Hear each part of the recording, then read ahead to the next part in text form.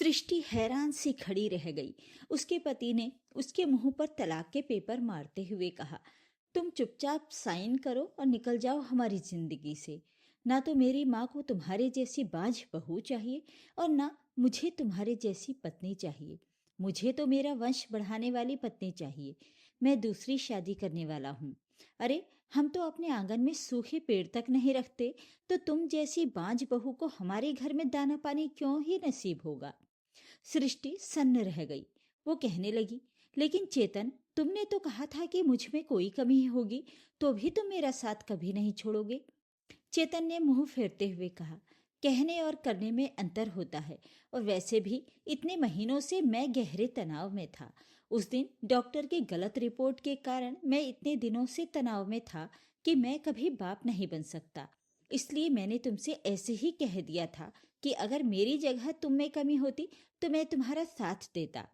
लेकिन अब जब ये साफ हो चुका है कि कमी मुझ में नहीं तुम में है, तो मैं तुम्हारा बोझ क्यों उठाऊं। सृष्टि कांप उठी और कहने लगी, जब सबको लगा था कि कमी तुम्हारे अंदर है, तब मैं मजबूती से तुम्हारा साथ देने के लिए खड़ी थी। मैंने तो नहीं कहा कि मैं दूसरी शादी कर लूंगी। फिर तुम मेरे साथ ऐसा क्यों कर रहे हो। मैंने बुरे वक्त में तुम्हारा साथ नहीं छोड़ा, तो तुम मेरा साथ क्यों छोड़ रहे हो।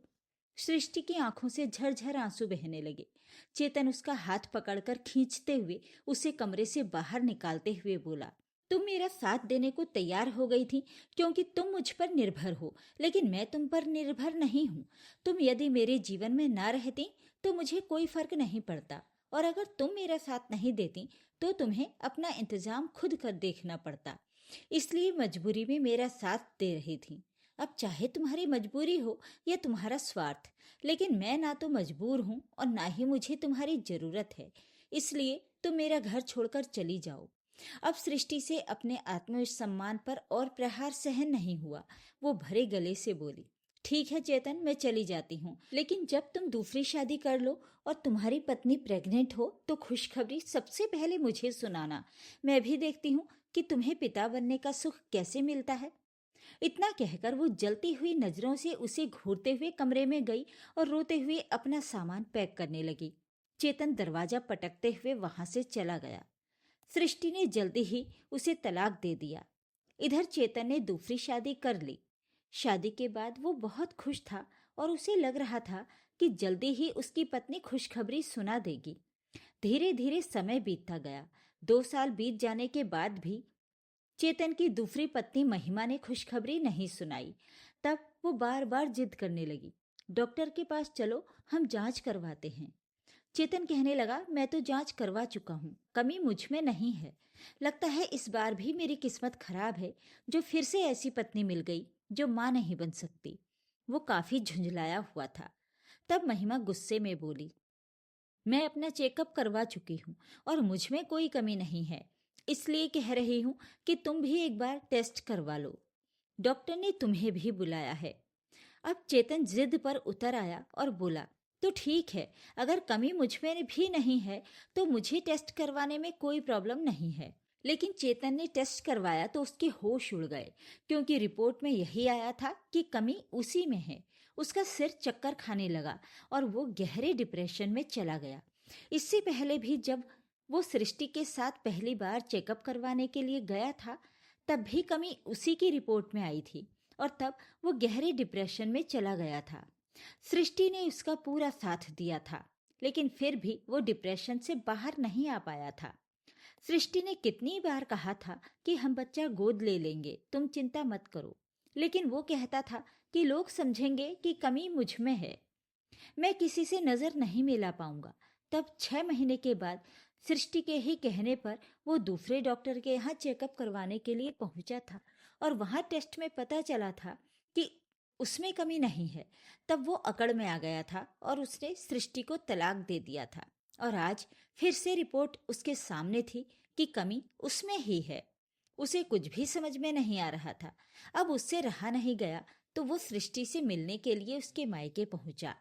वहां पहुंचकर उसने देखा कि सृष्टि एक नवजात बच्चे के साथ खेल रही थी। उसे देखकर वो हक्का बक्का रह गया। सृष्टि की मांग में सिंदूर जगमगा रहा था।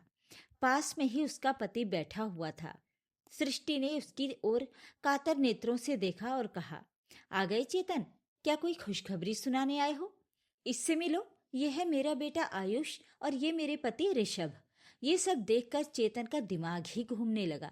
वो कहने लगा, ये सब क्या हो रहा है? अगर तुम में कमी थी तो तुम माँ कैसे बन गई? वो बोली, मुझ में कभी कोई कमी थी ही नहीं। जब मैंने देखा कि तुम गहरे डिप्रेशन में जा रहे हो, तब मैंने तुमसे झूठ कहा कि कमी मुझ में है। तुमने तो रिपोर्ट देखना भी जरूरी नहीं समझा। मैंने सोचा था कि मैं बांझ होने का कलंक अपने ऊपर ले लूंगी तो कम से कम तुम डिप्रेशन से बाहर आओगे। बाद में हम दोनों मिलजुल कर जिंदगी किसी तरह गुजार ही लेंगे। क्या फर्क पड़ता है कि लोग मुझे बांझ समझें? लेकिन तुम तो इतने स्वार्थी निकले कि जैसे ही तुम्हें पता चला कि कमी मुझ में है, तुमने मुझे छोड़ दिया। तब मैंने भी सोचा कि अगर तुम इतने स्वार्थी हो तो इस रिश्ते से बाहर निकलना ही अच्छा है। मैं जॉब करने लगी और वहीं मेरी मुलाकात ऋषभ से हुई। ऋषभ ने मुझे प्रपोज किया। मैंने उसे सब कुछ बता दिया कि मेरे साथ क्या क्या हुआ है।